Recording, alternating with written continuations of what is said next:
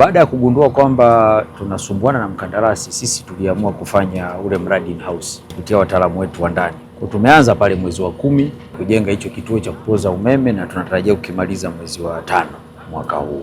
Kwa sasa watu wa Bariadi wanapokea umeme kwa njia ambazo zinasafiri umbali mrefu sana, kutoka Mwanza, Bunda, Shinyanga huko. Kwa hiyo ubora wa umeme unapungua. Kwa hiyo tunataka kuwa na kituo ili umeme upite hapo, kuwe na miundombinu ya kupoza, na baadaye tutakuwa na njia sasa za kusambazia wateja zitakazoanzia kwenye kituo chetu kile cha pale Simiyu. Kwa hiyo tunatarajia kuanzia mwezi wa 6 tutakuwa na utulivu mkubwa sana kwa mkoa wa Simiyu, na hizi changamoto ambazo wakati fulani umeme unakuwa mdogo, unakuwa mkubwa, labda wawekezaji wanashindwa kuwa na stability kwenye miundombinu yao wanayonunua kwa ajili ya viwanda na nini.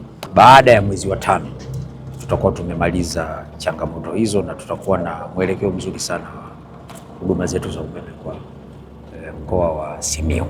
Wataalamu wako kazini muda wote, watafanya kazi usiku na mchana. Mmeona pale zimefungwa taa na kazi inaendelea.